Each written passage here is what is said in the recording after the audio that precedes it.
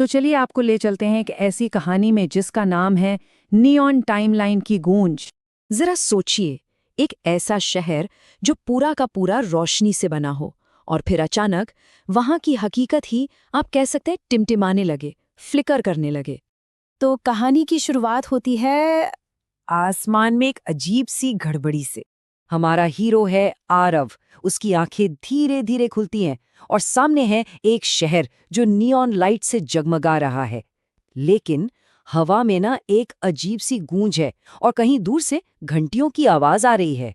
पर सब कुछ ठीक नहीं था। आरव नोटिस करता है कि इमारतों के शीशों पर जो परछाइयां हैं वो अपने आप बदल रही हैं और दूर एक साया है जो बस आता है और चला जाता है पलक झपकते ही।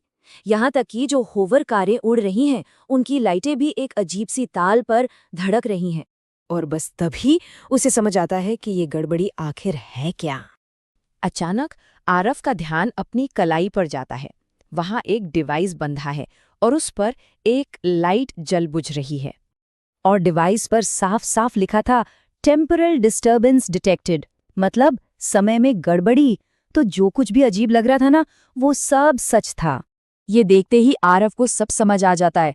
वो फौरन हरकत में आता है, तेजी से एक छिपी हुई गली में मुड़ता है और वहां उसे एक बंद पड़ी पुरानी लैब का दरवाजा मिल जाता है।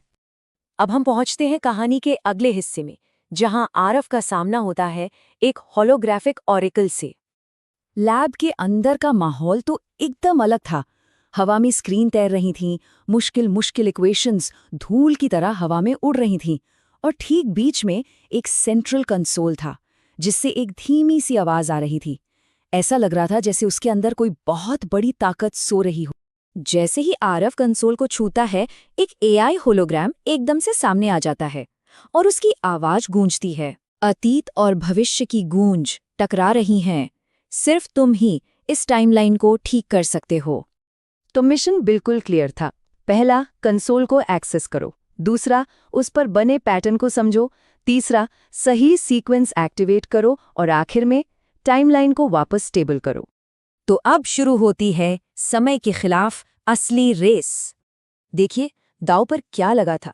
एक तरफ थी हमारी स्टेबल रियलिटी, जहां होवर कारें ठीक से चलती थी, इमारतें अपनी जगह खड़ी थी, और दूसरी तरफ थी ये गड़बड़ी, जहां लोग किसी भूत की तरह गायब हो रहे थे, सड़कें हवा में घुल रही थी और हकीकत खुद फ्लिकर कर रही थी। आरव का दिल तेजी से धड़क रहा था।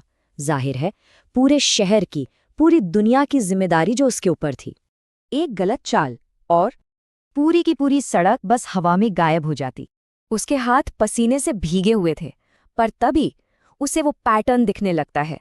उसे समझ आ जाता है कि उसे करना क्या है, और वो आखिरी सिंबल को उसकी सही जगह पर सेट कर देता है। सीक्वेंस पूरा हो गया और इसके साथ ही शहर फिर से जी उठता है। कंसोल से नियॉन एनर्जी की एक लहर निकलती है जो पूरे शहर में फैल जाती है और अपने साथ सारी गड़बड़ सब कुछ ठीक कर देती है। सब कुछ फिर से नॉर्मल होने लगता है। होवर कारों की लाइटें फिर से एक लाइन में दिखने लगती हैं। जो परछाइयां फ्लिकर कर रही थी वो भी ठीक हो जाती हैं और दूर से सूरज की रोशनी इमारतों पर चमकने लगती है। एक छत पर खड़ा आरव एक गहरी सांस लेता है। वो अपने शहर को फिर से जीता हुआ देख रहा है। एक अजीब सा सुकून था उस पल में। तभी हवा में एक हल्की सी फुसफुसाहट गूंजती है। टाइमलाइन सुरक्षित है, फिलहाल के लिए।